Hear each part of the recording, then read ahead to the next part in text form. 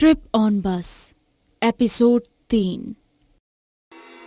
यश को पता चल चुका था कि वो जो बस का किस्सा था वो कोई सपना नहीं बल्कि सच था, क्योंकि उसका सारा सामान पैक किया हुआ पड़ा था। यश के पास अब सिर्फ 4 दिन ही थे।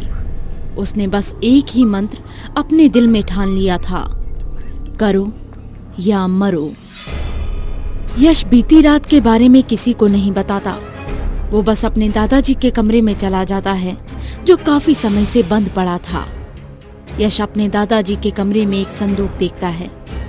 वो जब संदूक को खोलता है तो उसके ऊपर ही दादाजी की एक तस्वीर के साथ एक डायरी रखी होती है। यश जल्दी से खुशी से उस डायरी को खोलता है, लेकिन उस डायरी में कुछ भी साफ दिखाई नहीं दे रहा होता, क्योंकि काफी अरसे से कमरे की सफाई ना होने के कारण हर जगह दीमक का कहर था और उसी में संदूक और डायरी का भी हाल बुरा हो गया था।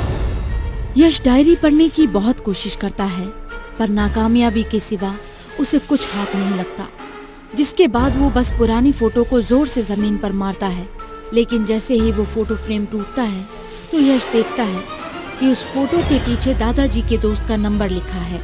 यश खुशी से उस नंबर पर कॉल करता है, पर उस कॉल के बाद पता चलता है कि दादाजी के दोस्त की तो 4 साल पहले ही मौत हो चुकी थी। यार अब मैं क्या करूं? मुझे तो मौत के अलावा कोई रास्ता नजर नहीं आ रहा। यश को अपने दादाजी की बेगुनाही का सबूत ढूंढते ढूंढते 3 दिन निकल चुके थे।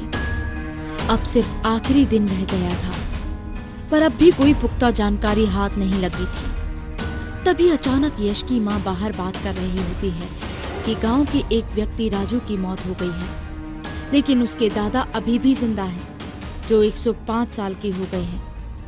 यश अपनी माँ की बात सुनकर दौड़ता हुआ राजू के घर जाता है और कुछ देर शोक मनाने के बाद अपनी सारी आप बीती राजू के दादा को बताते हुए उनसे पूछता है, उस दिन भला ऐसा क्या हुआ था जो दादाजी ने इतने लोगों की जान जोखिम में डाल दी? अब आपका सच ही मुझे बचा सकता है। बेटा, तुम्हारे दादा बड़े ही नेक दिल और बहादुर थे। उस दिन उस बस में देश के दुश्मनों ने बस की ब्रेक के नीचे बम रख दिया। अगर तुम्हारे दादाजी यहाँ गांव में आकर ब्रेक लगाते तो उन लोगों के साथ साथ पूरा गांव भी तहस नहस हो जाता, पर तुम्हारे दादाजी ने सूझबूझ से काम लिया और आज ये गांव उन्हीं की वजह से है। उन्होंने अपनी जान बचाने के साथ साथ बस में बैठे लोगों की जान बचाने के लिए तेजाब की नहीं बल्कि पानी की बोतल बस के आगे के शीशे पर मारी ताकि लोग वहां से निकल सकें। पर खुदा को तो कुछ और ही मंजूर था और वही हुआ।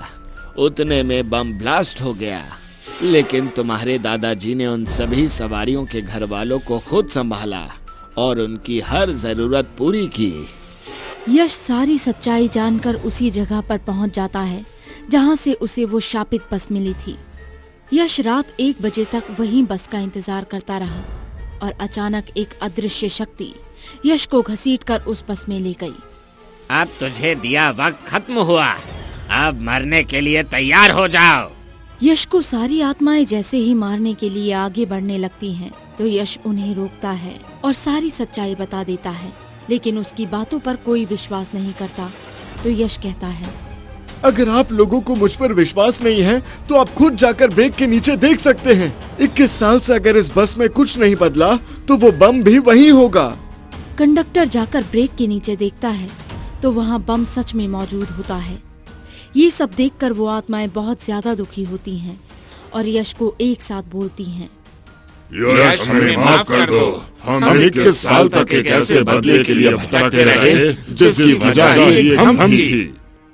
आज तुमने हमें पाप करने से बचा लिया। यश उन सब की बातें सुनकर भावुक हो गया और बोला, जो पीड़ा आप लोगों ने सही मैं उसे तो नहीं बदल सकता, लेकिन मैं ईश्वर से प्रार्थना करूंगा कि आप सबकी आत्मा को शांति मिले। अचानक ही यश का अलार्म बजता है और यश देखता है कि वो अपने सपनों की दुनिया मुंबई में होता है और एक बहुत बड़ा एक्टर बन गया होता है। यश बस इसी सोच में रहता है कि क्या वो बस वाली वारदात एक सपना थी या हकीकत।